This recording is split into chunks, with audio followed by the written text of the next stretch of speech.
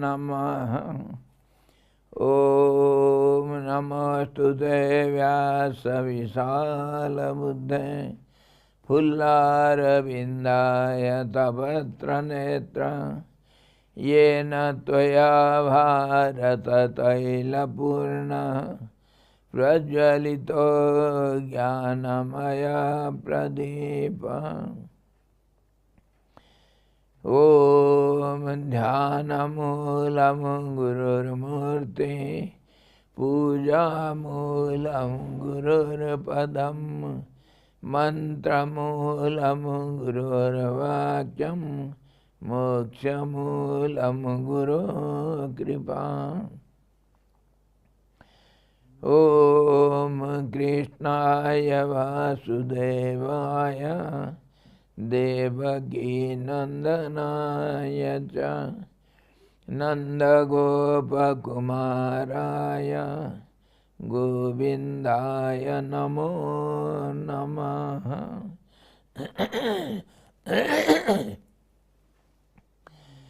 मूकं करोति वाचालं पङ्गुं लङ्घयते गिरिं यत्कृपातमहं वन्दे परमानन्दमाधवम्।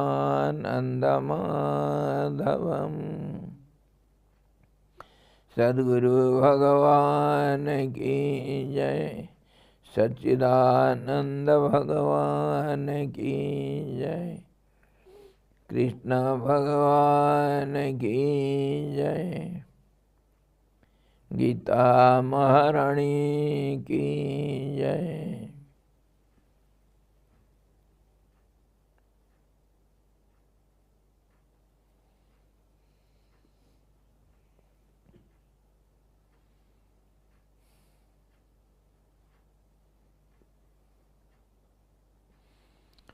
हरि ओम।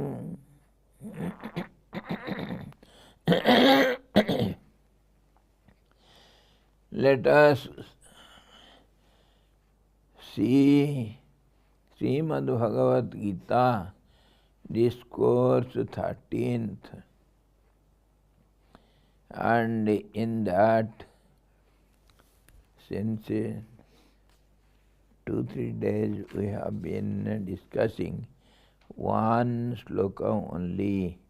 Amanitvam adambhitvam ahimsa kshantirarjavam acharyopasanam saucham stairyam atmavinigraha. All these divine qualities we were discussing. So we have already seen amanitvam, humility, adambhitvam, that is unpretentiousness, and ahimsa, non-violence, shanti, forgiveness, arjavam, uprightness, acharyopasanam, service to the teacher, and then comes saucham. This we shall see today. Saucham is called purity. Purity is of two kinds, external and internal purity. External purity is cleanliness, cleanliness, cleansing of the physical body with earth and water. Internal purity is cleansing of the mind, of the dirt of attachment, hatred, and other passions by the method of Pratipaksha Bhavana, That is, by cultivating the opposite positive virtues and by the recognition of the evil in all objects of the senses. This is called purity.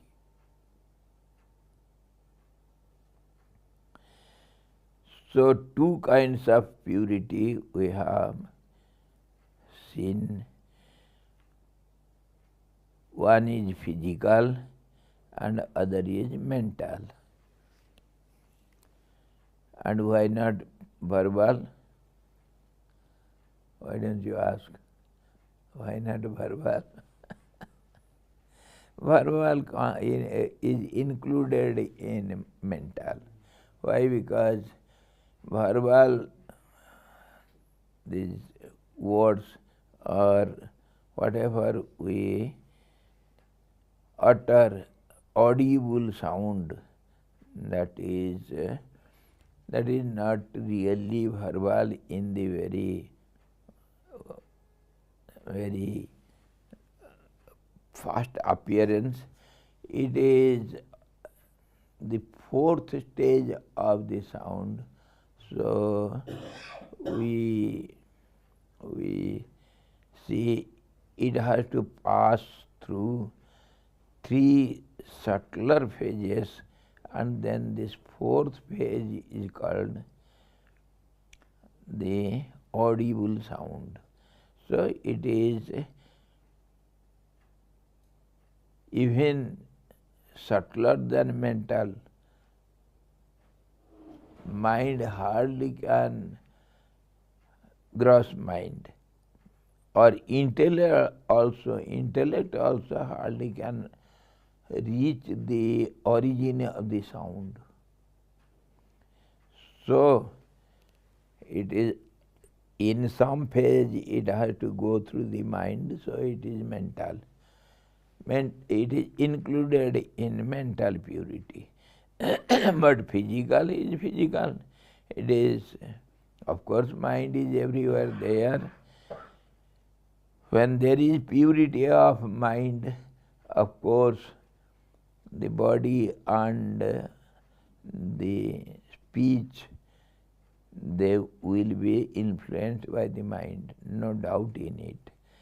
But yet, we have taken as two kinds of purity. One is physical, the other is mental, internal. In internal purity, this audible sound, origin of audible sound comes. That is internal. And physical means external. So, first of all, if we see the physical purity, Saucham we say. So, the body is in contact with always some gross objects, and thereby it gets associated with the objects of the senses. So, that creates a type of enveloping layer on the body, and that is by water and by the clay, earth. So both type of impurity we have. So both type of purity we shall have by water and earth. Under the earth we can say ashes or cow dung, or you can take soap, etc., detergent powders, etc.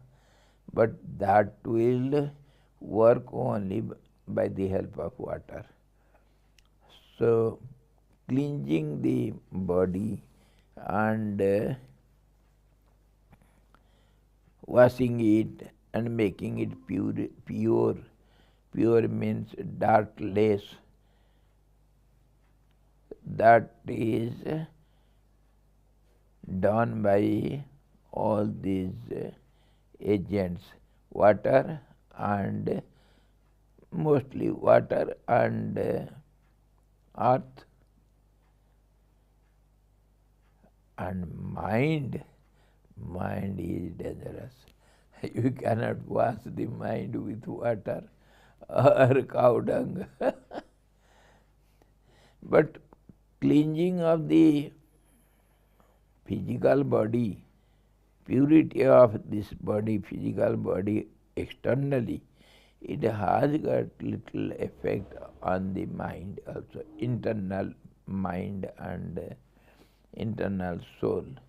And if the mind is pure also, it will have influence over the physical body.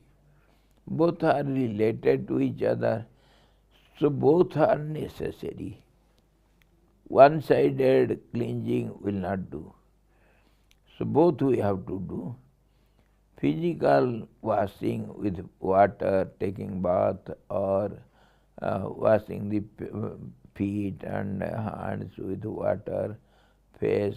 The moment you get up, you should wash your face, etc. By water we clean our, and soap or cow dung or ashes or earth also. The rule is there. After going to pass stool, you have to wash your both hands 21 times with clay. That is our old system. And there was one Swamiji in our Ujjayi in some ashram. I came in the beginning and I used to go to some old Mahatmas, and generally his name was Sivanand Swamiji, Odia Sivanand. So he used to call newcomers, and because newcomers, they don't know how to live here in cold regions, so he used to call newcomers and help them by giving little tea, sometimes some little sabji, because in those days it was just a dream for us. Tea, sabji or rice, we get once in a while in a month or two, sometimes we get. That is our bhandara. Feast, if we get little rice and little sabji. Or else a simple dal, that dal will be just Ganga water. And in that dal, some droppings of our rat Maharaj and some legs of cockroach and some pieces of bidi. It will be there in that Ganga water, that is our dal. And in that way we used to fast time once in a day.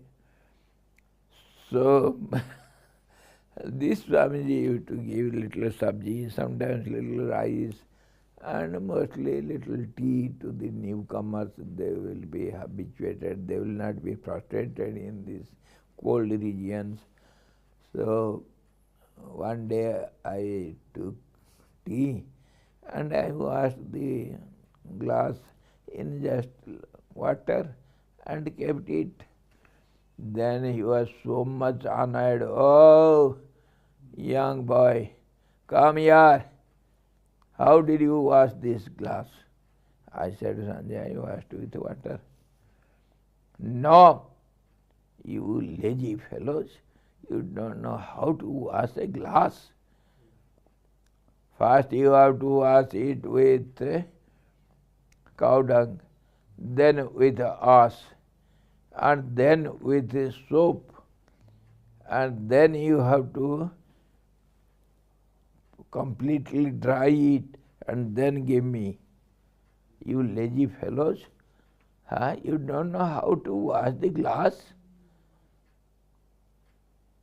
Then, of course, at that time we were, myself, our Atmananda, some other Guru Bhais were there, youngsters in Uttarkasi. So we used to fight.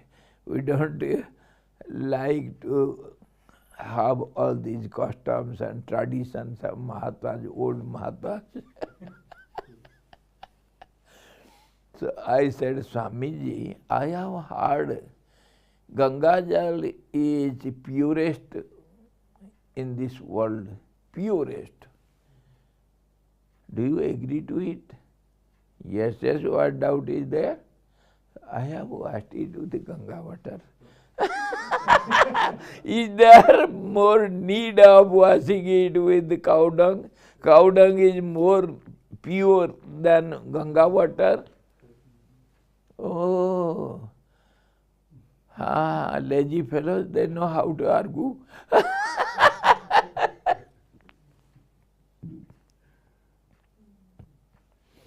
Array. So this is how our old custom was there. We have to wash ourselves with clay, with ashes, with cow dung, with soap. Then only your body is pure. And of course water is required. And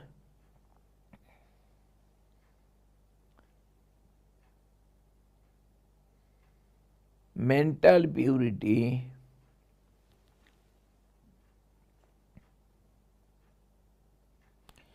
is something different. It is not by the water, nor by the clay. It is internal. So, what are the impurities we have to understand? Impurities are restlessness of the mind, which influences whole internal, all the 5 seats of the body, internal 5 seats, mental, intellectual, and still deeper seeds. They get impure, they get restless, they get imbalanced by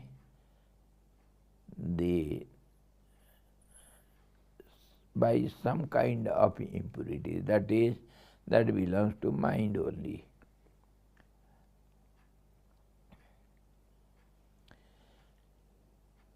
So whatever makes the mind restless, that is called impurity. So somehow or other, in nutshell, we can say, somehow or other, if mind is one-pointed and it is not restless, it is in a resting state, then it is called purity, and restlessness is called impurity. But what are the causes for the impurity? So all these are the demonical, negative qualities of the mind, that which makes the mind restless. In that, all these desires, attachment, and liking and disliking, hatred, jealousy, and taking revenge, violence, all these negative qualities, they make the mind restless. Once you think of taking revenge on your enemy, somebody, you watch your mind, how much restless you become internally. You cannot sleep, you cannot do anything. Your mind is always thinking how to take revenge.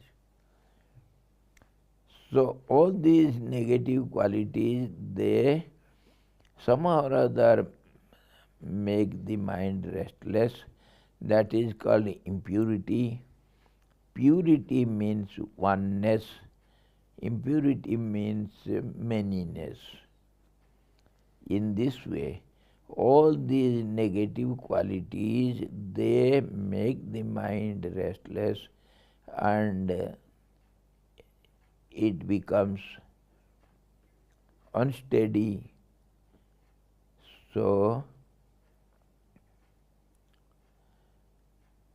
we have to give up by practice of self-control and yama and niyam, etc., and by practice of pratipaksha bhavana given in yogic sutras. Yoga deals with the internal affair more than external. So it deals with mind.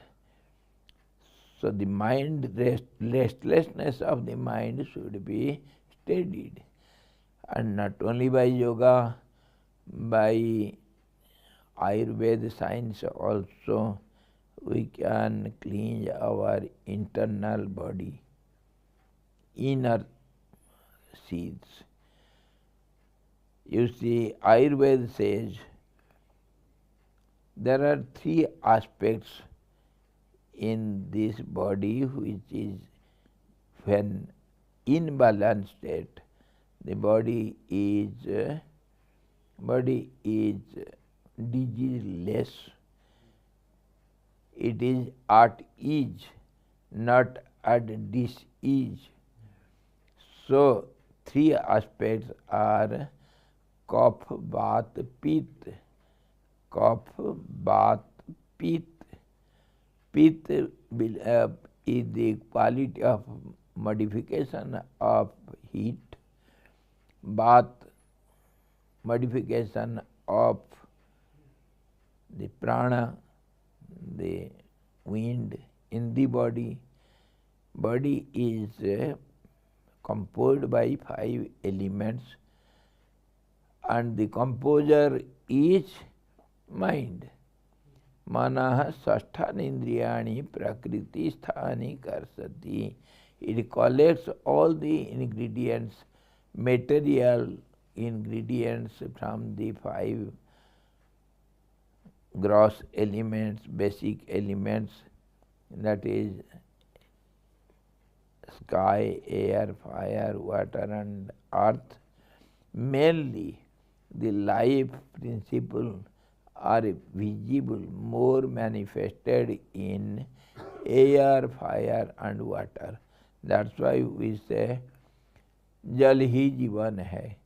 Water is the life source. Life starts from water. So Narayan is hidden in water. Hidden means sleeping in water. He is all pervading in water. He is the life principle. And it is more manifested, more visible, more perceivable in water. But before that, 2 other elements in modified conditions, transformed conditions, air and fire are also there. In Sanskrit, wind is also called Jivan, fire also is called Jivan, and water also is called Jivan. And Pavak, purifier. Water is purifier and fire also is Pavak and air also is known as Pavak.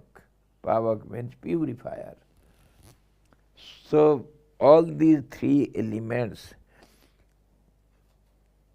Vata, Pitta, Kapha, all these 3 elements in the body, when they are in balanced state, body is diseaseless, outer and inner. And when it is in imbalanced state, we call it disease. So disease is nothing but impurity, restlessness, problems. So purity includes our purification of inner, these three aspects, and also the mind. Mind influences all these. You see, when there will be anger, the body will be heated up, the face will be red hot. That means the fire element is more active, more manifesting. So in this way, all these are interlinked and interrelated. So for purification, we have to see from all sides.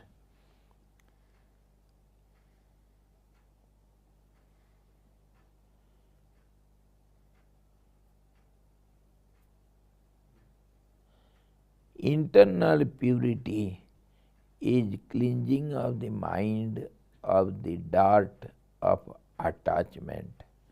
Attachment, you see, when two pages attached to each other by gum, how much dirt it accumulates.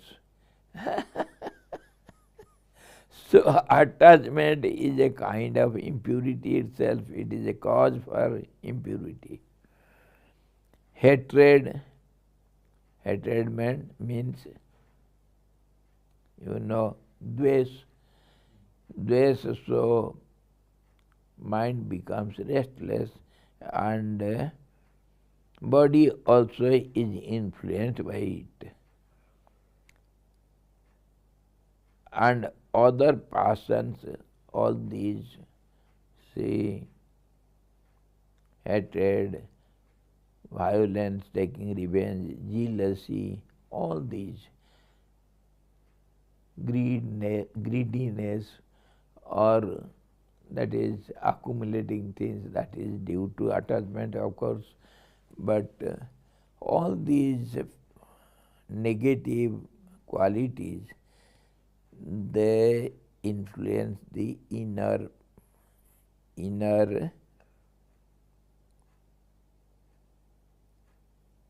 body also. Say, if you have greediness, you are passionate to eat sweet things or good palatable food. Go on eating. So what do you get? Dysentery, diarrhea, or sometimes indigestion, or so many things. All the problems, internal problems. Pet safa, to har rog dafa. So naturally, you have to look at these points, these negative qualities of the mind which creates the internal problems and impurities. We have to get rid of all these. By what is the method? Method of Pratipaksha Bhavana.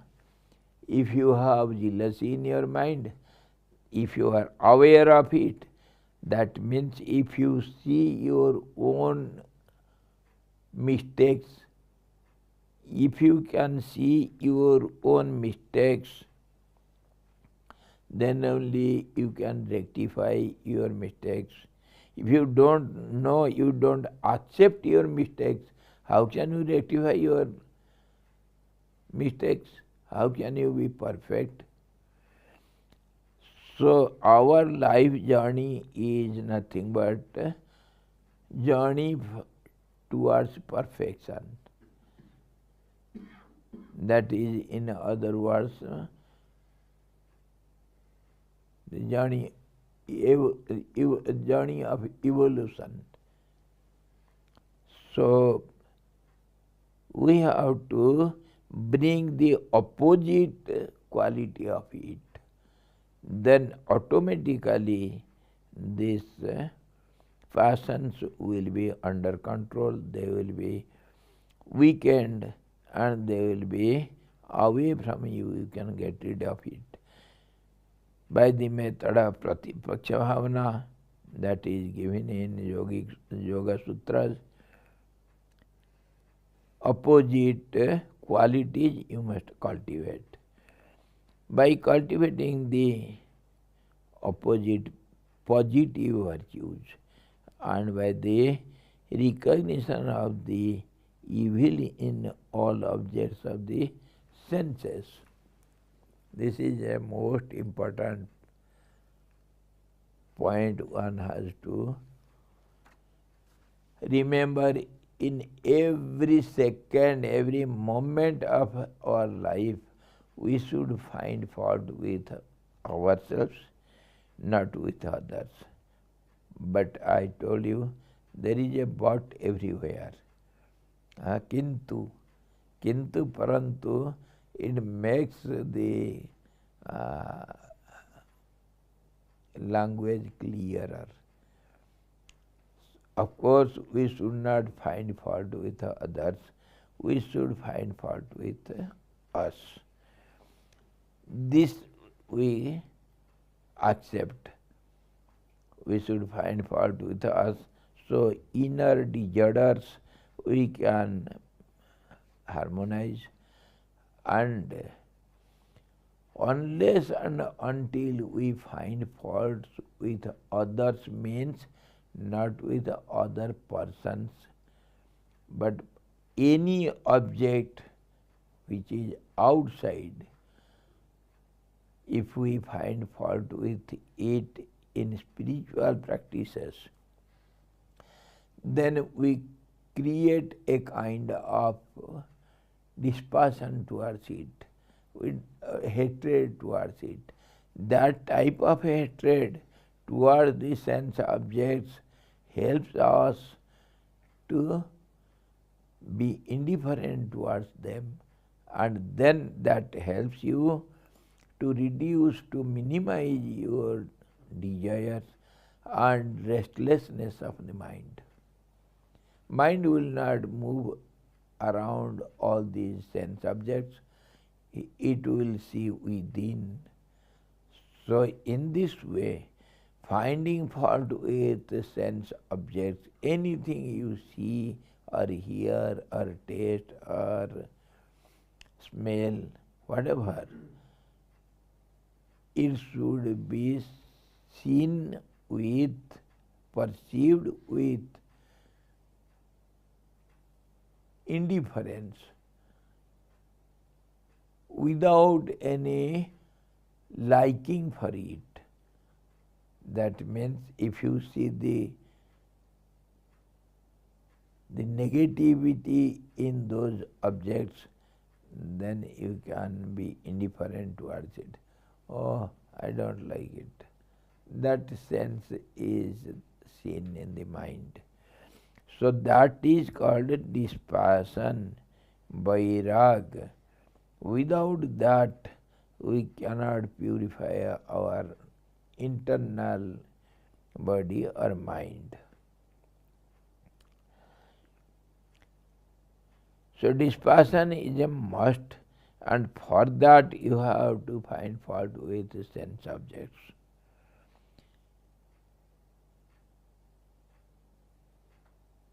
So this is how the mind and body, internally and externally, both is purified, and purity is the spirituality, practice of spirituality. Purity. Gurudev always says, serve, love, give, thereby purify. Serve, love, give, thereby purify, and then you can meditate. But we don't care for all these purification. We don't practice, we don't know what is called yama and niyama, and asana and pranayama. And pranayama is a must. step by step all these should be practiced thoroughly, fully, and then only you can purify yourself and practice concentration and withdrawal of mind, uparati, and then only mind is little qualified for meditation, not fully, and that is called purity also.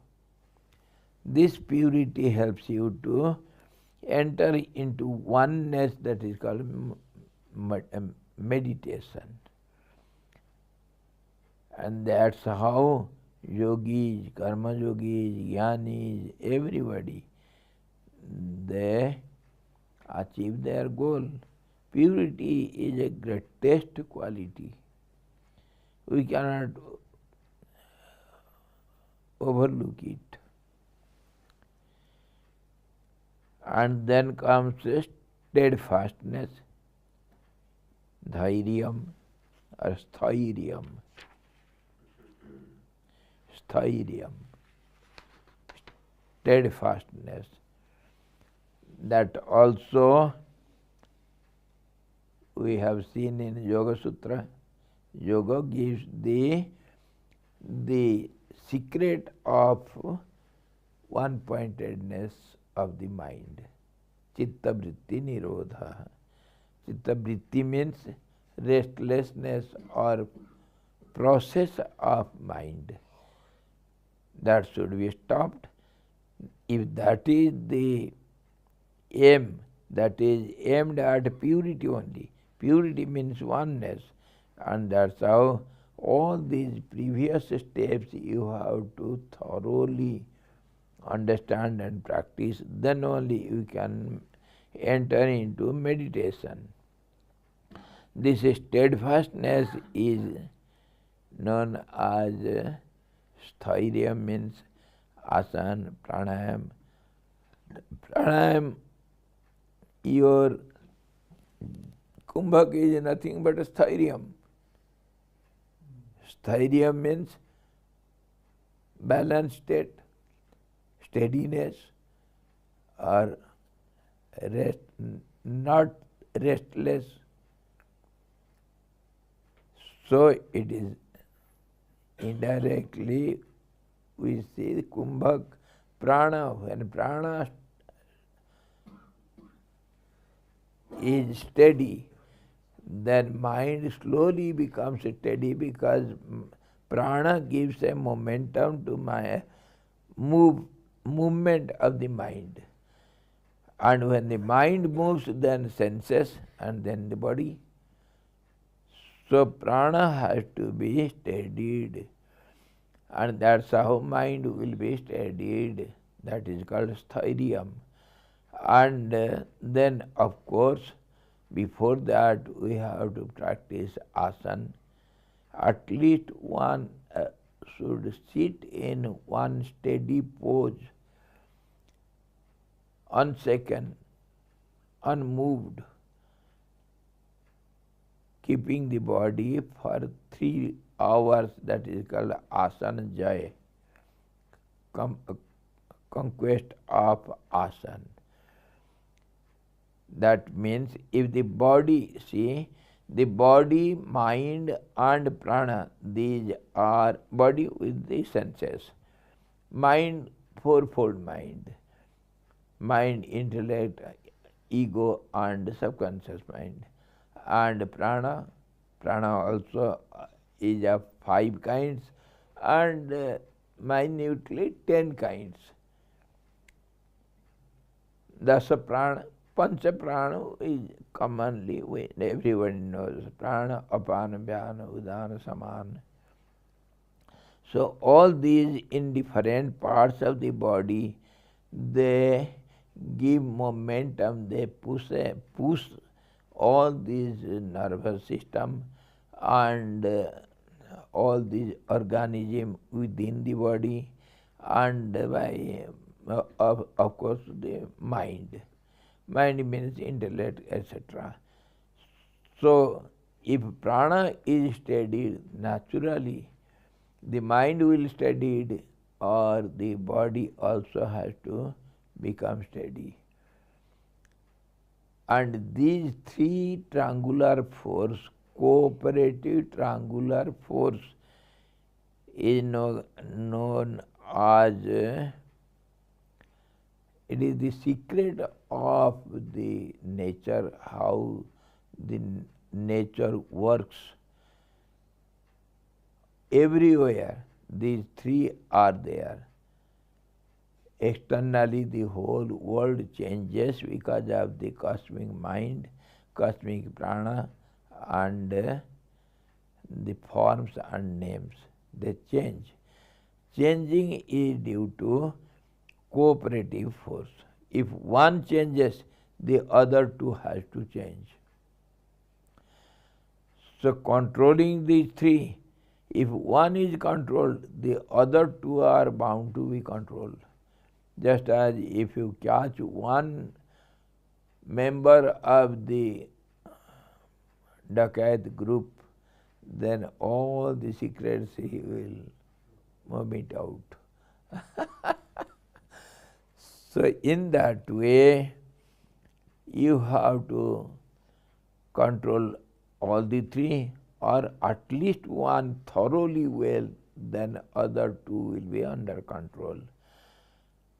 That's how asana is given in the beginning, and then pranayam, and then mind control comes by withdrawal of the mind from sense objects, uparati, and then concentration and meditation. Then only you can be successful. So all this steadfastness is a must. Without that, no action we can do. Reading, walking, eating, drinking, whatever you do, it should be with a steadiness. If you are quick, if you are moving all the time, then your action is imperfect. You cannot get success. Steadfastness, the aspirant never leaves his efforts on the path of salvation, even though he comes across many stumbling blocks on the path.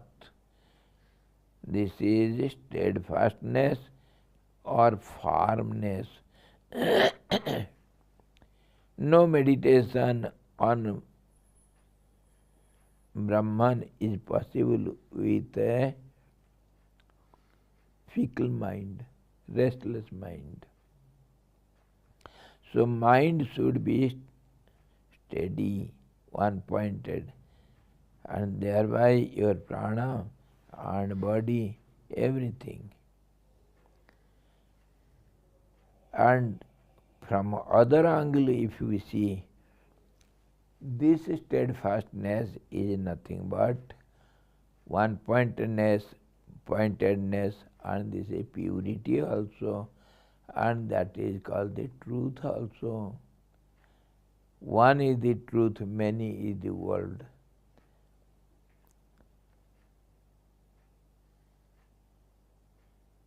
This is how steadfastness is a must. Self-control means, it is a complicated word. Self means, self also is complicated. Always there will be different meanings of the self. Self is a comparative word, comparative degree. It is always compared with to something, then only the inner one is known as, central one is known as the self. When the body is compared with senses, the senses are the self.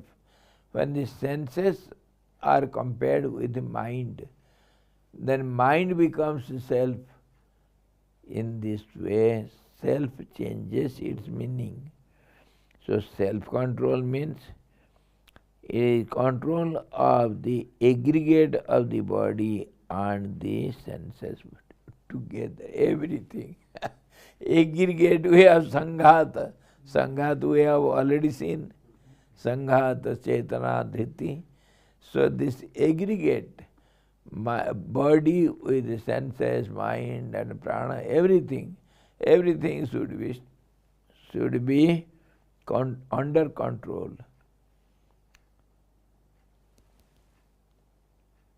This aggregate of the body and the senses should be under control.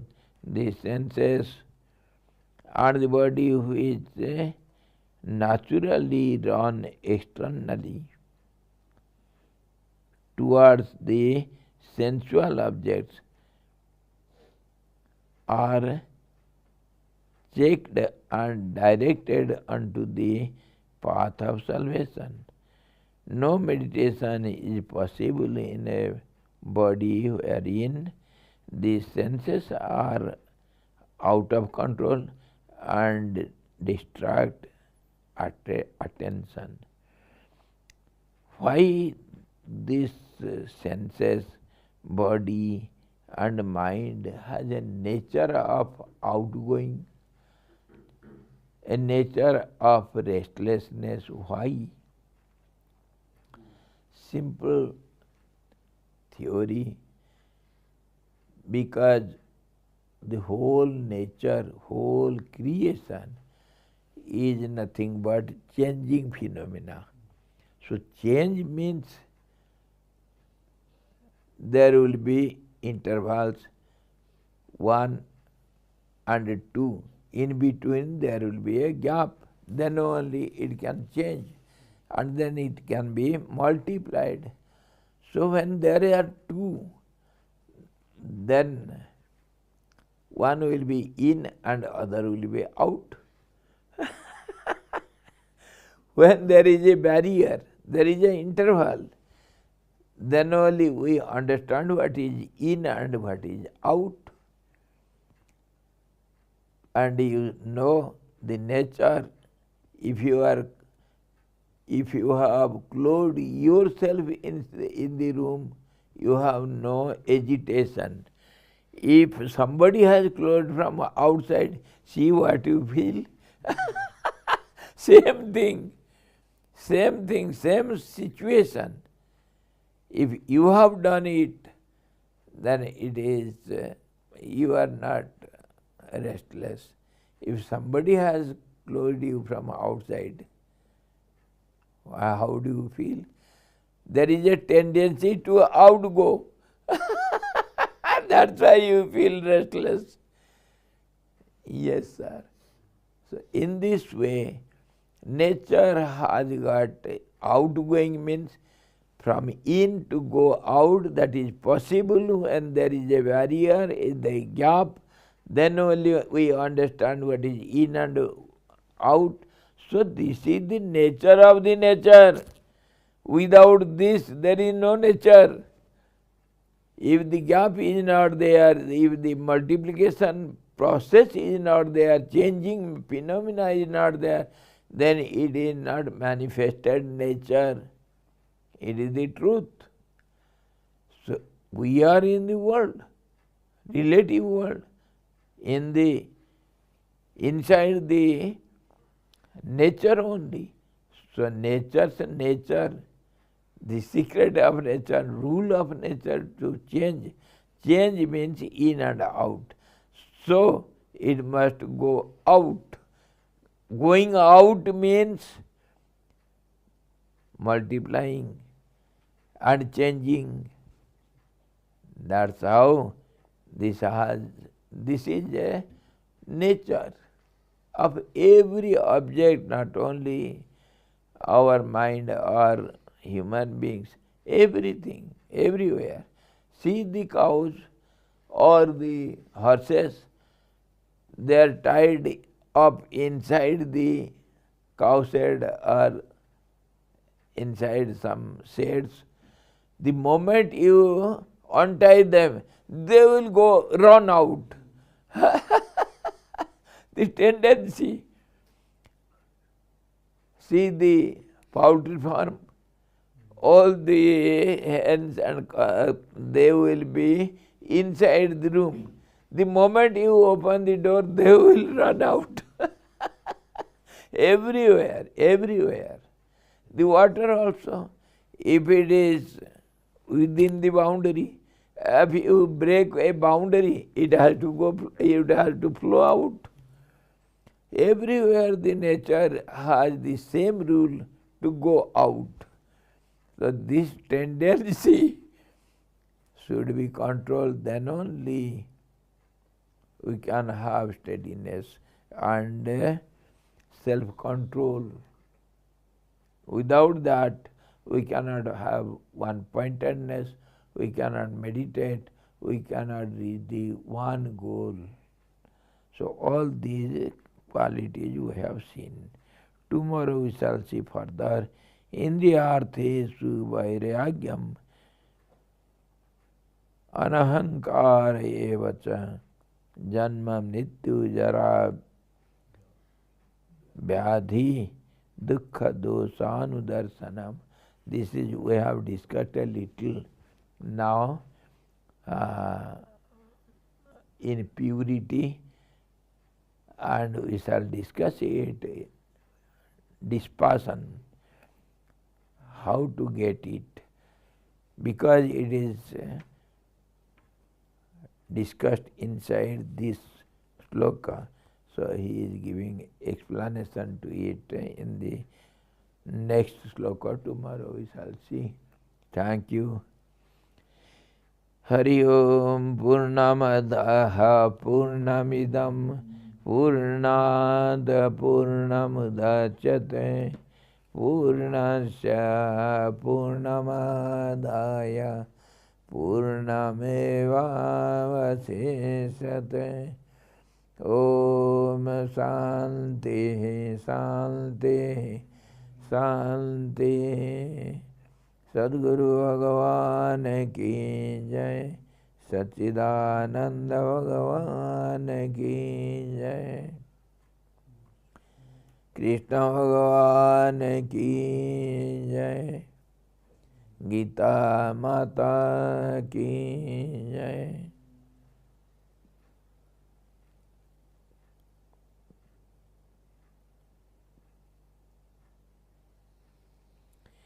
Hari